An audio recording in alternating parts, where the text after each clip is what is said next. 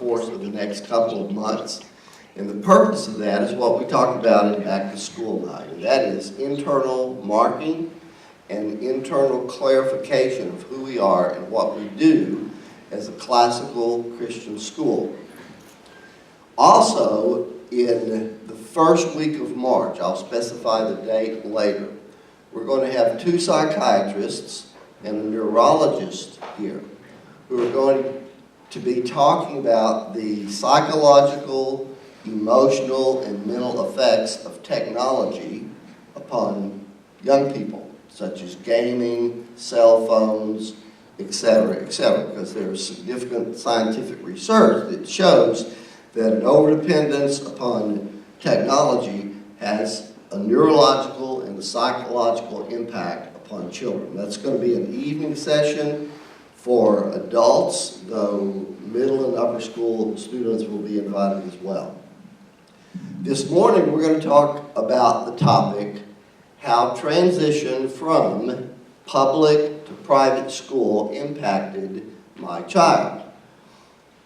That topic arose as a result of comments and conversations I had from Dr. Paulson, Mrs. Morse, and Mrs. Strobel in the halls, in their classrooms, about how bringing their children from the public school environment into our private school environment impacted them. And I found it most interesting. And I want to footnote this conversation with this point. We met earlier this week, and the first point I made to these teachers is that it is not my intent to vilify public schools. I attended a public school. Some of you attended public schools. That's not our point here. But the point is to assert that there is a difference. If there were not a difference, what would be our purpose in being here? And we're going to categorize those differences as follows this morning. First of all, academic differences. Secondly, behavioral differences. And then thirdly, social differences. So I'll start with Dr. Paulson, let him introduce himself, tell us who you are, who your children are, and what grade they're in. Okay. Hi everyone, I'm Dr. Paulson, and I teach Latin and philosophy and apologetics here, 6th grade and up. And I have 3 kids who attend here. All 3 of my kids attend here. My 3-year-old is in Mrs. Leanna's class, and I have a 1st grader, and I also have a 5th grader. And all 3 of my kids love going to school here. They love their classmates. They love their teachers. Everybody here, well, can I just say what's coming to my mind and heart? Yes, sir. Okay, the thing that really sticks out for me and my wife about this school, my wife said it, she makes the comment frequently. It's almost more like a big family than it is like a school. It's as though everybody is friends with everybody else. The older kids are friends with the younger kids.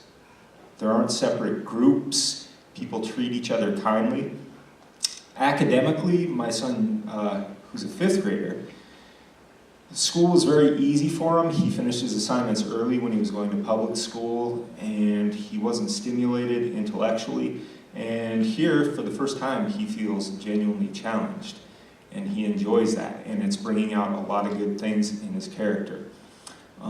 Speaking socially, my daughter Samantha, who is a 1st grader, she was very shy and timid. Mrs. Jones, you perhaps noticed this earlier. But she was very shy and she was very timid, and now she has a lot of self-confidence. And also, I noticed that in her spare time, when she's at home, the types of things that she likes to do to entertain herself have changed drastically. She likes to do little projects. She likes to try to write little stories. She likes to read her Bible. She's trying to read the NIV version of the Bible rather than just the little kid version of the Bible. But those are the types of things that she finds fun now. In terms of socially, I love the fact that when I bring my kids to work in the morning, they get to see the high schoolers. All right, I like the fact that, you know, my son has examples of people like this, the way they talk, the way they treat each other, where the conversation goes when nobody's watching. You know, like our high schoolers talk about puzzles and science, Plato, Aristotle, Dostoevsky, and things like that, the way they comport themselves. So it's been a wonderful blessing for our family, and you know, my wife and I really hope that our kids can go all the way through high school here. So. All right, we're going to come back to the categories of behavior and social interrelationships and academics. Introduce yourself and tell us the ages of your children, the grade levels. My name is Mrs. Morris, and I teach preschool and flex French here. And my kids are in 8th grade and 4th grade. Okay, Ms. Stroke. My name is Mara Strobel, and I teach Spanish, and I have a 7th grader, a 5th grader, and a 2nd grader. And I want to say thank you to Chris Jones and Rachel Erickson, who helped me tremendously this spring as we sought to fill faculty positions. And we're very thankful for these 3 new faculty members. Now, let's start with the topic of academics. And I'll reverse the order here. About any of your children, or all your children, can you give some examples of how the transition from public to private school manifests itself academically? I would say the transition for my 2nd grader was easy at first, and he is being challenged academically. They're doing things with grammar that they didn't do at the public school at that age, and so he was flying. But my 5th grader and 7th grader, they definitely felt the challenge coming in. They were not used to reading and writing quite as much at this level, and at the challenging books that they were reading. There were some struggles, definitely, some tears, some, please let me go back to my old school. This is hard, and it has been academically challenging. They were, one of them straight A student, the other one A's and B's, and so they were not struggling at the public school, but they definitely have been challenged coming here. And I have to say that they have risen to the occasion. They have worked really hard, and their teachers have supported them tremendously, and they're doing great. They are just succeeding and feeling like they are accomplishing things and being challenged, but learning and growing a lot. And so my one who really was like, can I please go back to the old school, is like, no, I like it here, and it's hard, but I like it. I'm actually learning. I really feel like I'm learning a lot. So that always makes my mama heart really feel good. That's great. FYI, I have not had a single homework complaint this year from parents. And I want to attribute that to how we rescheduled, particularly the middle school, with increased time for kids to study on campus as opposed to study at home. And I also want to make a point about athletics. Okay? Dr. Paulson asked me a question last week that I thought was very profound. He said, why is it in athletics that people think that difficulty is good, but in academics, people think difficulty is bad? If you think about that, that's rather a profound observation. If your child's on the basketball team or the volleyball team and says, Mom, I'm really sore from practice, or Mom, the coach was really tough on me today, or Mom, we had to run so much we were out of breath, you're probably going to say, suck it up. That's good for you. But why is it when it comes to academics that straining the brain is often a sensitive topic for parents, which straining the muscles is not? What do you see academically for your children with the transition from public to private school? Well, the transition for my fourth grader, she never had issues in public school. She never really had to work hard and was getting straight A's and never had homework. And then we were transitioning, and this summer she realized she needed to know how to write cursive, and she did not know at all. So she spent all summer doing workbooks. So did my 8th grader. He didn't know cursive either. So 4th and 8th grade, they didn't know cursive, and so she worked hard all summer, and she came in, she can do cursive, and she won't write any other way now. And she's been challenged this year and has to spend a lot of time doing homework, but she's doing it and she loves it, and she's really enjoying being challenged and actually having to think. And my 8th grader was a totally different story. He was not doing well in public school and had really bad grades and would have 10 to 15 missing assignments every week and just was not applying himself at all and had to be on him all the time. And now he's being challenged, but he's actually doing his work. He's not complaining and he's enjoying it, and he has really good grades, and I've never heard him have missing assignments or just not wanting to go to school like he never wanted to before. And he's just talked about how much he's really enjoyed it this year, and we're really hoping something happens so that he can stay here for high school. That's wonderful. Do you mind if I ask you a question? No. Why do you concentrate more here on your work, do you think?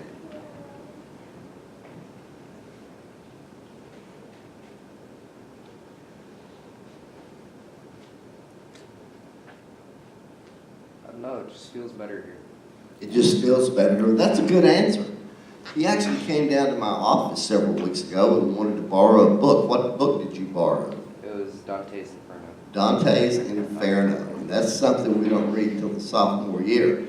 So when you have an 8th grader walk through the door and want to borrow a book that thick, it sort of blows you away in a good way. Dr. Paulson, specific academic observations. Goodness. Well, I love that my 5th grader gets to study Latin under Mr. Seeler, and he enjoys the language. He enjoys the sort of analytic approach that you have to take to it. My daughter, she was here with me after school yesterday and studying with delight for a spelling test and her Bible memory verse. My students deeply enjoy the things that they study.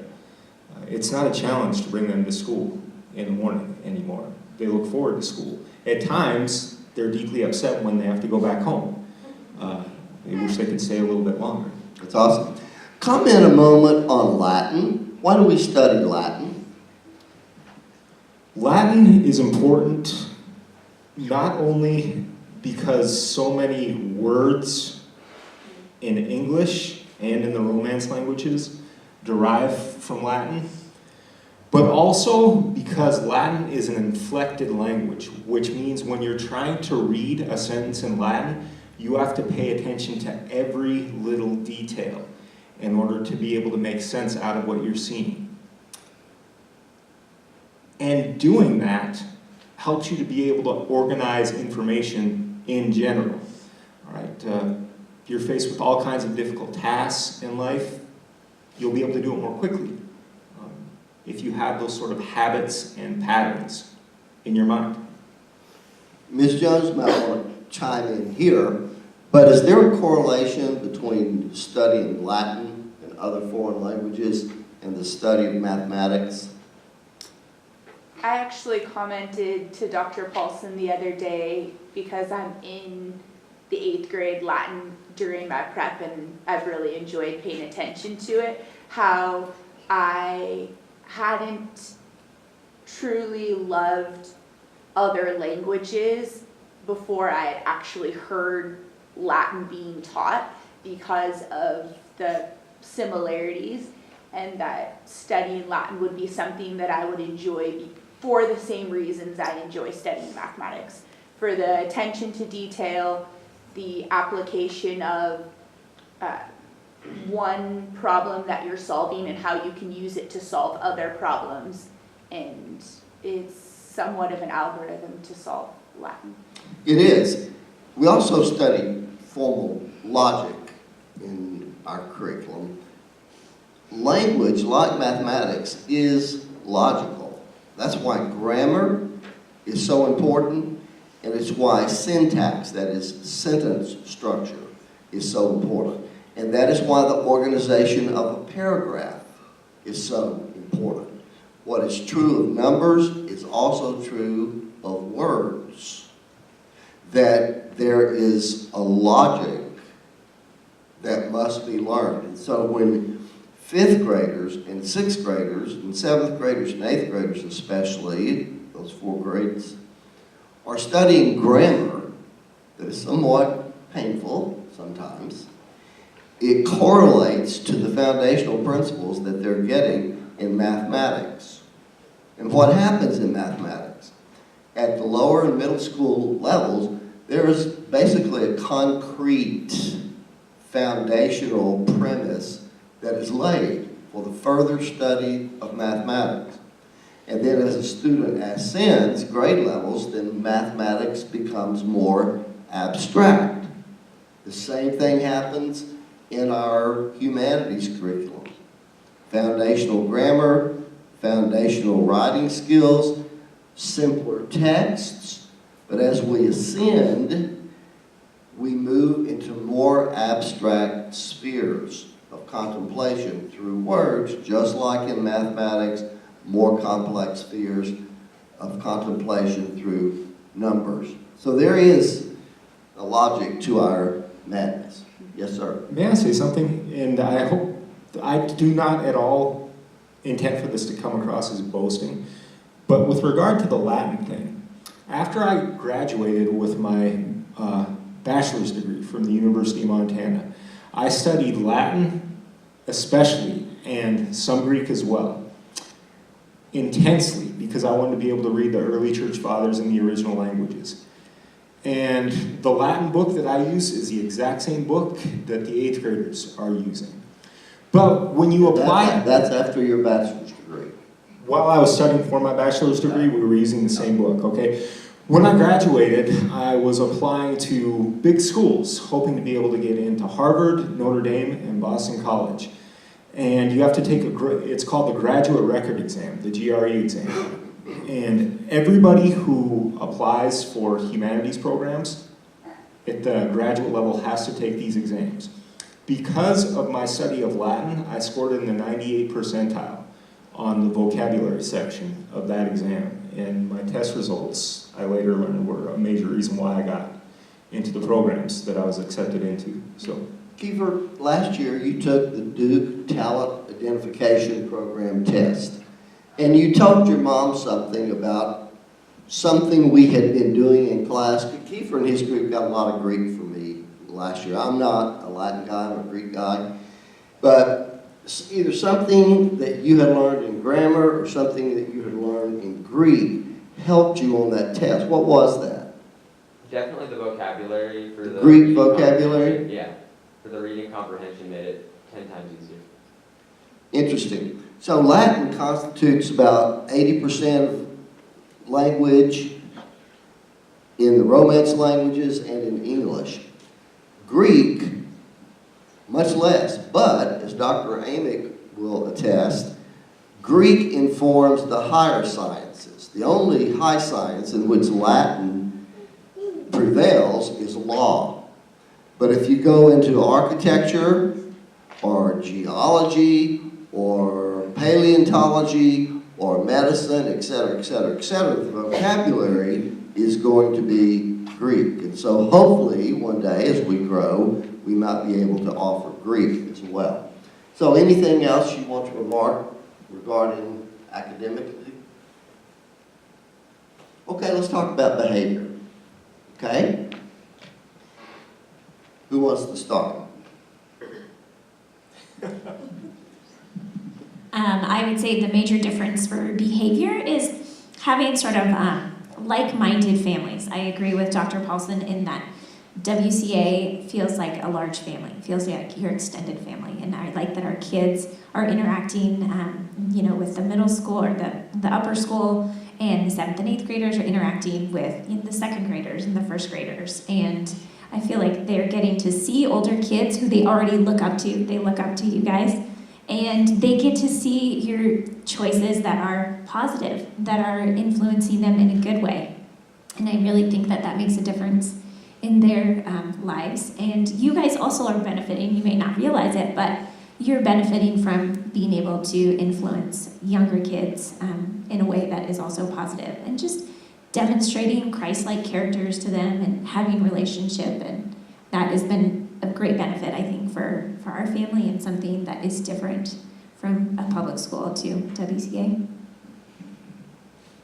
I'm going to just agree with everyone feeling like an extended family here. I mean, my daughter has friends in so many different grade levels and is able to see older girls and follow their example. And my son's just been able to develop some good, solid friendships that he was not doing in the public schools, and kind of was lost over there in the public schools. And just being able to be part of a community and a family, and know that our kids are surrounded by kids who follow Christ, who are just good role models and not getting into trouble. And it's just been a big change, and not really worrying about who they're making friends with and if that's someone that they should be, but just knowing that whoever they're making friends with this year has been a really good influence on them. When I pick up my son Jacob, the 3-year-old,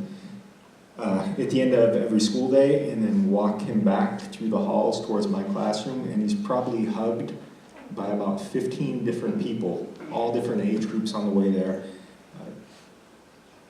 He loves all these different kids, and he's so happy. I mean, Emily, didn't he hug you 2 days ago? Yeah. When we were walking back to my room, and I love that he gets to see that. My daughter Samantha, very generous. Also, I got to mention that she loves prayer. Forget to say the family prayer in the morning. She reminds us. My son James, we got, in my opinion, the perfect amount of snow yesterday. We live in the south part of Kalispell, and we got hit pretty hard, but it wasn't terrible. When I got home, probably 4-5 inches on the ground in our driveway. We have a snow blower, but I thought it would be good for James to go out and go out and shovel the snow. So, first thing when we get home at about 5 o'clock, James, buddy, go out and shovel. He did not feel like shoveling. He wanted to relax and take it easy. In the past, there would have been an argument there. There would have been a significant delay. He's starting to get to the point where he realizes, I don't feel like doing it, so what? It doesn't matter. It's the right thing. I'm going to do it anyway. So I think me not having to have a prolonged confrontation with him when I was trying to get him to shovel yesterday, I think a lot of that comes from the discipline and the habits that he's getting here. I want to make a comment about something that parallels Dr. Paulson's in my lives. When I was in 8th grade, my parents moved, and I was a year younger than everybody else in my grade, and it had a devastating psychological effect on me. I don't think I can tell you, I'm not going into detail, but I did not recover from that until I was 22 years of age. So when my boys were in private school and I finished my doctorate, any football fans out there, the school where I was longest was founded by Tom Landry and other Dallas businessmen. So I had a decision to make. Did I chase tenure as a university professor, or did I leave my family, especially my boys who were in very pivotal middle school ages, 5th and 7th, did I leave them where they were, within their social construct, their academic construct, our church construct, et cetera, et cetera. I discussed that with my dad, but it was hardly debatable in my mind that the best thing to do was to focus on the stability of my family. And here we have a guy who's got a graduate degree from Harvard, a doctorate from Berkeley Theological Consortium, who is teaching middle school students. It's almost never heard of. And I can tell you that what goes on in Dr. Paulson's class in the upper grades is not surpassed by any university classroom in the state of Montana. So it's a very blessed gift that we have him here. But more than for himself, he's here for his kids, and what a blessing that is. And that's true for Mara, and I'm sure it's for Liana Morris as well. Now, I'm going to open the floor for questions from parents and even students in just a moment. But do you have any closing words, Mara? Well, I just want to speak to the athletics. I know that was a big part of my kids feeling like they're welcomed and they're part of the team and getting to know. We got to go to volleyball during the summer, and so they got to meet some kids ahead of time. So it was just like, I just want to say, yay. That was a great thing, and it really built strong friendships and relationships outside of the classroom. So I just want to promote the benefit of having athletics for WCA. The athletics definitely helped the transition. Jack was here as much as he could be throughout the summer playing the basketball, getting to know some of the other boys before school started. And then Lucy just started up with cheerleading as soon as she could and got some great experience with that and just has developed some amazing friendships with that. And I think both of them have just been blessed with the transition just through the athletics as well. We thought it was be thankful for the cheerleading. It's been great. Dr. Paulson. Since we're talking about athletics, I think Mrs. Wolf is absolutely amazing. And the last thing I'll say, it was towards the beginning of the school year, and we were talking about how much we enjoyed working here and how much we enjoyed having our kids here. And she made the comment, I can't believe, sometimes I feel like I can't believe I actually get paid to do this. And I feel the same way.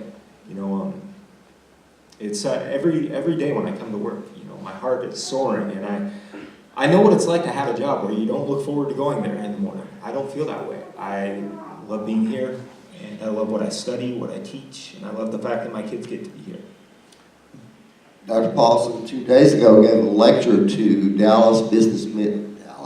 Whitefish businessmen and women in our rhetoric room. There were about 15 in attendance, I guess. He gave a lecture on Augustine's Confessions, and a statement he made blew them away. Dr. Paulson said, I approach my classroom every day as if I'm fighting to save Western culture. Now, that is not an overstatement. That's something that Dr. Paulson and I will be talking to parents later on, God willing, in February. But I'm going to open the floor first for parents. If any parent has a question you would like to ask any of us, please feel free to do so. Yes, sir. Quick question. We, with our daughter, she loves structure. And one of the things that we found with the Christian Academy was the structure works really well for her. And that actually translates well even to her home life. I mean, she'll tell us, no, Mommy, we do this first, or we do that. She just loves the routine. It really works well for her. I'll be curious to understand or hear from parents who had their children in public schools when they made that transition to Whitefish Academy, when there is structure, how that worked and how the kids adapted to it during that process. Okay, for our videotape audience, to be sure you hear the question.